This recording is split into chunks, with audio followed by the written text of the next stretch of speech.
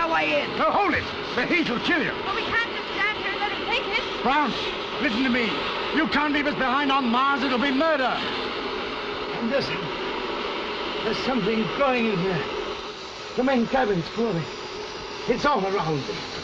Lichens. They must have got into the rocket. But how? They must have gone in on that water canister. Then he can't take off. Neither can any of us. They're past 0 hour.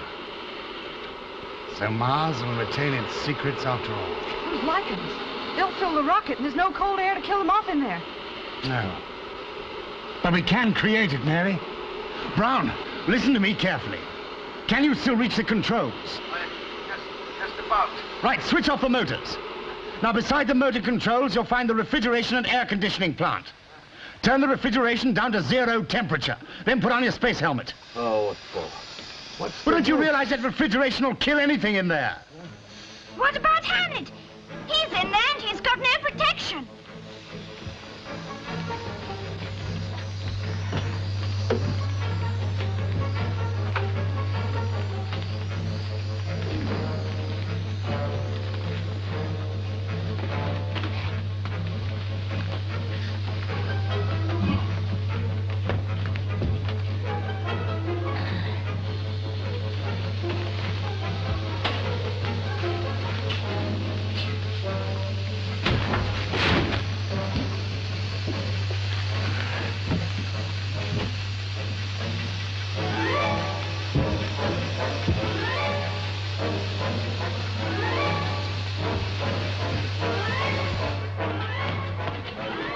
Right, Jet, climb up and pull the emergency escape lever.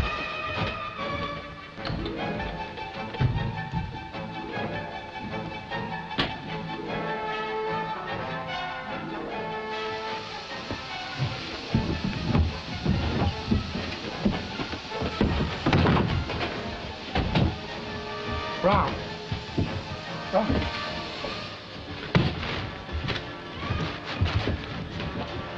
He never managed to get his space helmet on. Quickly, come and see if he's all right.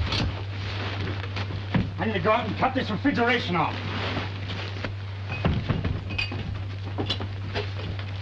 Hamlet! He's gone! Well, how could he have got out?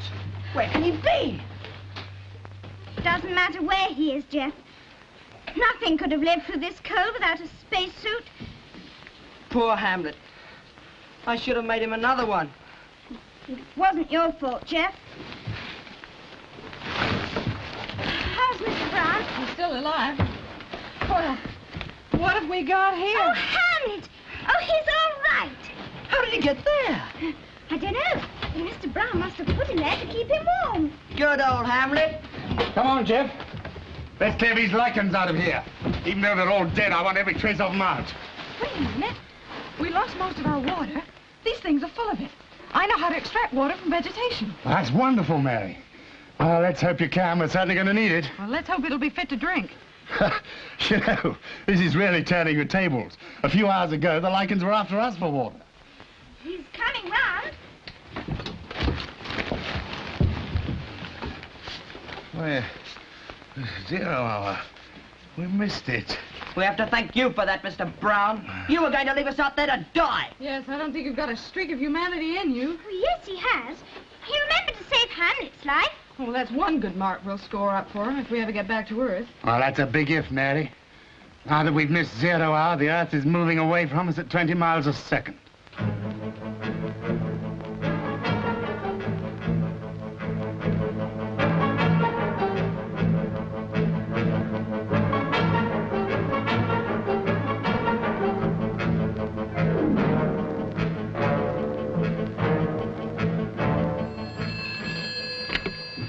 Buchan Island Rocket Research Station, main control room.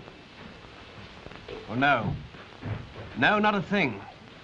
And nothing from you either? All right, thank you. That was Jodrell Bank. They picked up nothing from the rocket either. So MR4 is still on Mars? Well, Ian, that's just about it then, isn't it? Yes. Miss Jones, have you got the latest Mars position, please? Thanks. Now, let me see. Sun, Earth, Mars. Which means we are now slipping away from under Mars on our way around the Sun. Even if that rocket took off now, it would need twice its power and speed ever to catch up with us. They might trail behind in orbit, but in relation to us, it might just as well be standing still. If only we could get a relief rocket to Mars. But that's impossible. Look, we're going round the other side of the sun. Mars and Earth won't be back again in opposition for another 2 years. I know. But I can't stop thinking about those children up there. Even if they're alive now, they can't last much longer. There's nothing we can do about it, John. You may as well switch off RT. There's no point in keeping it open now.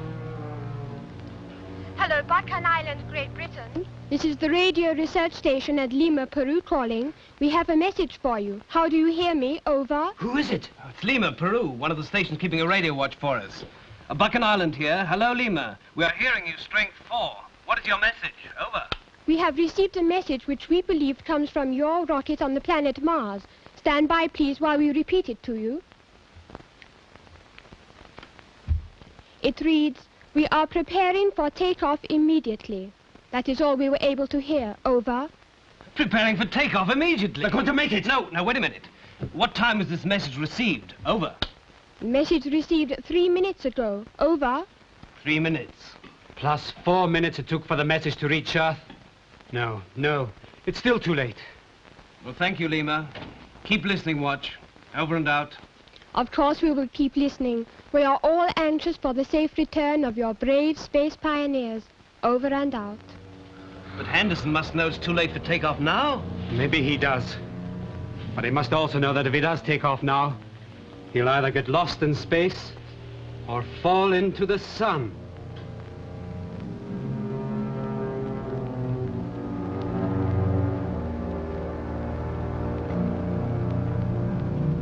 That's impossible, Brown. We'll fall right into the sun. No. But we must go towards it, if we're ever to get back to Earth. Look, I've had just about all I can take of your romancing. There's no chance at all of getting back. This is just another of your mad theories. Professor Meadows, I got you here. I'll get you back. Is that why you tried to take the rocket? Alone? I don't expect any of you to believe this, but I did not intend to take the rocket back to Earth. I was going to take it to the south equatorial region of Mars, there to get help for us all. And I still think that that's the best plan. He still believes in Martians and expects us to trust him with this crazy idea. Look, Mary, I know all this. Obviously, we can't live on Mars. Equally, obviously, we can't get back to Earth. Not the way we came. We just haven't got the speed. Now, what Brown is suggesting is a way of increasing our relative speed by using the gravitational pull of the sun. You mean we should fire the rocket directly towards the sun? Yeah. That's right, Jeff. Now, as we draw near the sun, it'll pull us towards it and increase our speed to perhaps 250,000 miles an hour, which should throw us up at a tangent to meet the Earth here. In other words, it'll be like going down a sort of a Big Dipper. Yes, exactly, Margaret. And the speed we gain going down, we shall retain on the way up. You see, in effect, we're cutting off a huge corner of space. Well, look, even if we get up to that speed, what's going to deflect us from going right into the sun? Now, according to my figures here, if we deflect the course of the rocket at the right moment, we will overshoot the sun. Well, Mary, do you think it's worth trying? No, but I can't think of anything else we can do. Neither can I. In fact, it's our only chance. And we've got plenty of water, thanks to your idea about the lichens. All right, then, Brown, we'll try it. Good. Come on, Jeff, check the fuel for takeoff. Everybody else down on their takeoff couches. There's no point in anybody getting hurt unnecessarily. Get hurt? Well, Mars may be smaller than the Earth, but you'll still be 4 times your normal weight during takeoff. Fuel 200 tons. Now, that leaves us just nothing to spare. All right, call me on the intercom when you're ready. Professor Meadows, this journey to the sun, do you really think it's possible? Oh, certainly it's possible. We can see it. It's the biggest thing in our solar system. Once we get into its gravitational pull, we just can't miss it. Oh, but we've got to miss it, haven't we? Precisely. That's our problem. Don't worry, Professor Meadows. The devil looks after his own, and I'm with you. Get down, Mr. Brown. Hello, Mr. Henderson. We're all ready for takeoff. Over. Right. Stand by. We're on our way.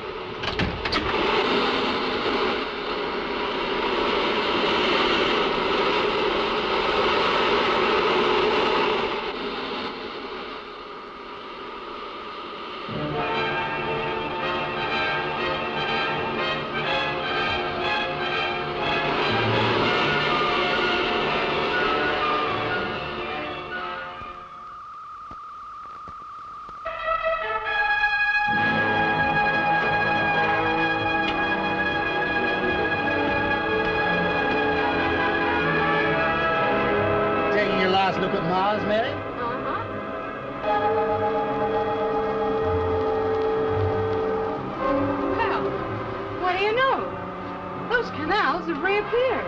Oh, well, don't tell Brown you want to go back. You know, you're a great guy.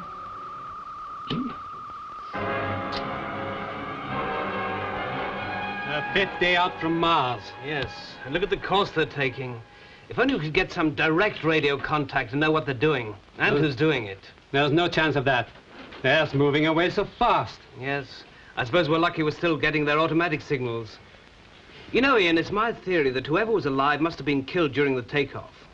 This course it's taking, it's just going nowhere into deep space. There's no direction to it. Oh, there's a direction, all right. But it's going towards the sun. No one could be mad enough to do that. Except possibly Harcourt Brown. Yes.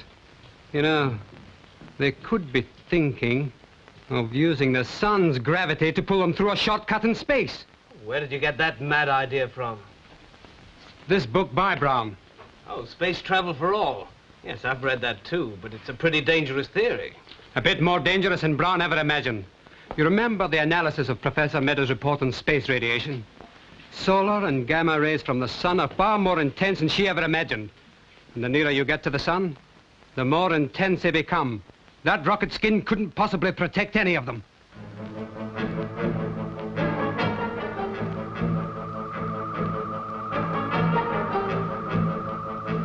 You see, Henderson, my theory is correct. The gravitational pull of the sun has increased our speed enormously. Yes, to 150,000 miles an hour, according to my calculations. But how can you know the speed? We're not going by motor speed. We're far beyond that. No, not motor speed, takeoff speed, falling speed. You see, and that we can calculate by the shifting position of the stars. At any rate, we're now in the gravitational pull of the sun. Oh, it's getting hotter. Thermometers climbed 20 degrees in the last hour, and that's with the refrigeration full on. Poor old Hanlon's feeling it too. How much hotter is it going to get? Much hotter, I'm afraid. Well, what do you make our deflection point, Brown? Well, now, reaching maximum speed of 250,000. Maximum speed, 250... Oh. Hey, what's the matter? Oh, Brown, you've been on watch up here too long. It's time you got some sleep. Go on through into the main cabin. All right, yes. I will. Mary, Brown's coming through. See to get some rest, would you? You're not just tired. The heat's getting you down, isn't it? No, it's not the heat. Heat doesn't affect me. Well, something's affecting you. Oh, you know, it's funny. I got the impression he was tougher than any of us. Well, can I help you with any of those calculations? Yes, as a matter of fact, you can, Jeff. Take a look through the periscope and give me the relative position of Orion, will you?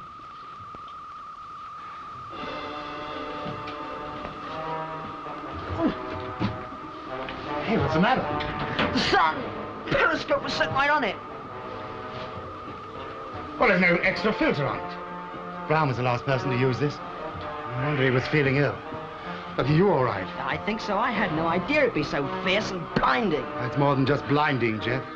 There are rays coming from the sun that we know nothing about as yet. It's suicide to look at them with the naked eye. Now, look, this is a very strong filter. We must keep it over the periscope as long as we're near the sun. But if it is solar rays, they could get through the skin of the rocket as well. Couldn't they?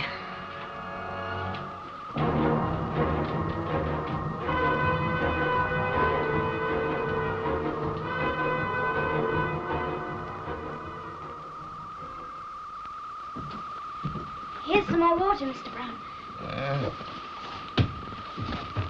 Oh, I can't see. I'll put it in your hand. Oh, thanks. Mr. Brown! He's just tired, Margaret. Just tired. You stay and keep an eye on him.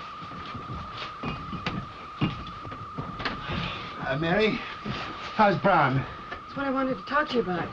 Something the matter with his eyes. I shouldn't wonder. He's been looking at the sun without a filter. So his eyes should readjust themselves after a while. I'm afraid it's more serious than eye strain. I've taken a blood count. He's ill, really ill. And I believe it's a form of radiation sickness. Oh, but he couldn't have got radiation sickness just through a brief glance into a periscope. I know. It must be coming into the rocket through the skin. And it must be pretty intense. Well, we should only have another hour of it at the very worst, and we'll start pulling away. Jeff, you got that fix on Orion yet? I don't know, Mr. Henderson. I can't see. I can't see anything around me. The 8th day out from Mars. Well, it's pretty clear now what they're doing. What they set out to do, if they can survive the heat. Yes, it must be about 800 degrees Fahrenheit outside that rocket. They're almost on a line with Mercury's mean orbit. Apart from the heat, the solar radiation must be terrific. So far as we know, no living thing has ever been this close to the sun before. At what point are they supposed to pull out if they're going to make it? If they go beyond here, the sun will draw them straight in. Nothing could save them after that. And at the speed they're traveling, they should reach that point very soon. In fact, we'll know within the next half hour whether they're alive or not.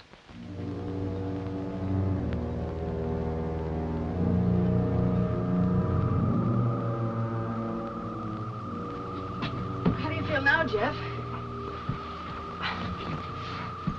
I can see better, but I still feel weak. You're bound to. You're going to have to lie there for some time. Your blood's been affected by the radiation. I'm going to have to replace some of it. Margaret, you know where the blood transfusion equipment is? I'll go and get it. It's up in the control. No, wait a minute. I don't think you'd better go up there. Why not? Because the rocket's skin is thinner at the nose. My guess is that's where the solar radiation's coming through. You stay here. Margaret, what's happening in there? I don't know. I'm not allowed to go up. We should be changing course soon. What time is it? By Earth time, it's exactly 3 o'clock in the afternoon. What? Oh, I don't...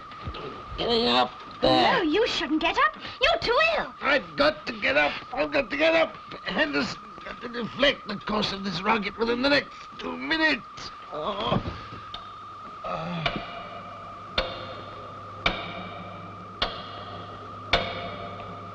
Give a blood transfusion to Jeff and Brown. The only thing is, I don't know Brown's blood group, so I'll have to take a specimen. And as soon as you've changed course, I want you to get out of here.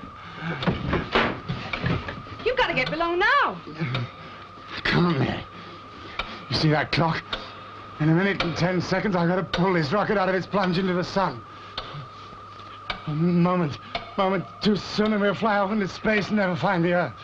It's a moment too late, and we'll fall into the sun. But you can't stay here another minute. You've got to get below now. You tell me what to do. Which motor? How long's the burst of power? Another minute, 10 seconds, 5... Well, which motor is it? Answer me. Which motor is it? Margaret, is Brown conscious? No.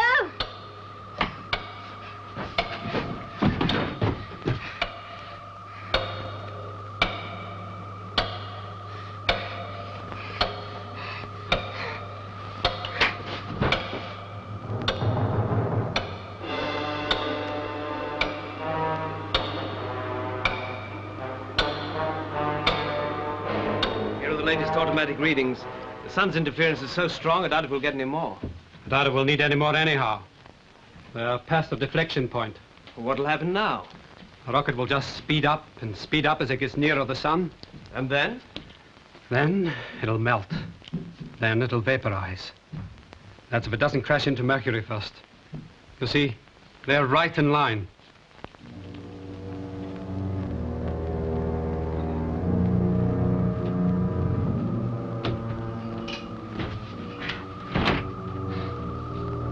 Margaret, what's happening in here? I don't know. Uncle! Uncle! It doesn't matter, Margaret. They're both unconscious. Jeff, you shouldn't be up here. Doesn't matter now, Margaret. Look, we've passed the point of deflection. Nothing can stop us now.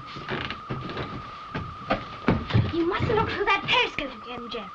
You know what happened last time? It's all the same now, Margaret. Might as well take a look at the enemy. Isn't it funny to think of the sun as the enemy? The thing that brings life to Earth. Something's happening to it. You look, something's eclipsing the sun. What is it? It looks huge. It must be Mercury. It's huge because we're close to it. Hey, it's getting cooler in here already. You know what's happening? Mercury's cutting off the sun's rays. And that means the solar radiation is cut off as well. Well, at least for the time being. The deflection point. Oh, Uncle, are you all right? The deflection point. We've passed it. And why is it cooler in here? We're in the shadow of Mercury. What? It's a total eclipse. Mercury must be exactly between us and the sun. We're going towards it so fast, won't we hit it? No, it's an hour away yet. While we're in its shadow, at least we can breathe. What happened? Oh, Mary, did you pass out too? Yeah. It's cold in here. Oh, it's the most fantastic stroke of luck, Mary. We've run right into the path of Mercury. It's shielding us from the sun. Oh, for how long? Jeff, take another look in the periscope. Is the eclipse breaking yet? No. That's strange. It's still a complete eclipse. It came on so quickly. I think we must be running in parallel. There's no parallel lines in space. If we're that close to Mercury, we're being pulled in. Well, then we could use our motors to pull ourselves out again. As soon as we pull out, we're in the sun's radiation. We're in a cleft stick. Well, is there any chance of landing on Mercury? No, Jeff, no. One side, it's too cold for life. The other side is it's hot enough to reduce this rocket to a lump of molten metal. Then what are we going to do? Well, we must find some way of controlling this rocket from the safety of the main cabin. But what about the automatic pilot? The one used during takeoff from Earth? No, Jeff, it's got to be set on something and corrected continuously. Is it possible Buchan Island can control it from this distance? Why, yes. They've taken a fix on Mercury from Buchan Island before now. Jeff, disconnect the radio and connect it in the main cabin and try to contact Buchan Island. Oh, let's just hope they haven't closed down Radio Watch and given us up for lost.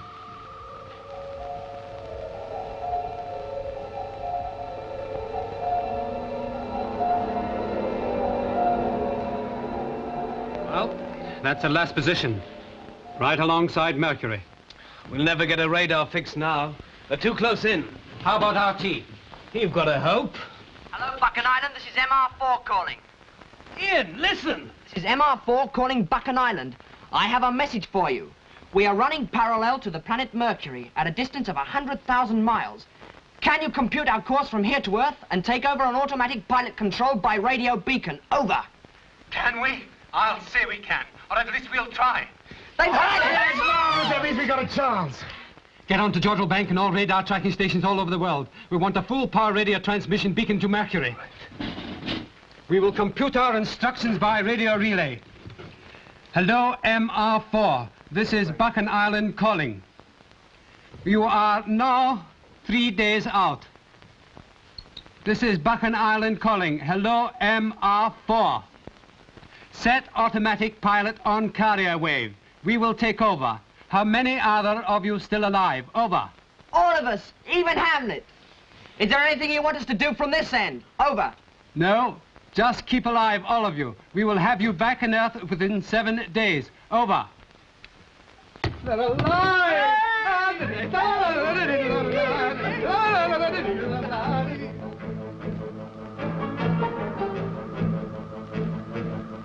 Buchan Island to MR4. You are now 5 days from Earth and spot on course. Do you hear that, Hamlet? Only 5 more days. Hello, Buchan Island to MR4. You are now only 3 days from Earth and still on course. You are no longer in danger of solar radiation. Over. Well, that's the worst danger past. Does that mean we can go back into the control cabin now? Yes, Margaret, it certainly does. You should get a pretty good view of Earth through that periscope. Gosh, I never thought I'd see that again. Oh, come on, Jeff. You know, I think I'll go up too. This is a sight I want to see. Well, you old villain, how are you feeling now? Oh, pretty good. I was thinking of getting up. That was what I was afraid of. You know, whenever you start feeling good, we've got to watch you. You're a scientific risk. You know, Anderson, the progress of true science depends not only on the cold calculating types, but also on the adventurers and dreamers. There's a place for all of us under the sun. Yeah, as long as we don't get too close to it. Well, I can see us. Look, Hamlet. Just 3 days and we'll be at Buchan Island. The canals. What are we going to tell people about them?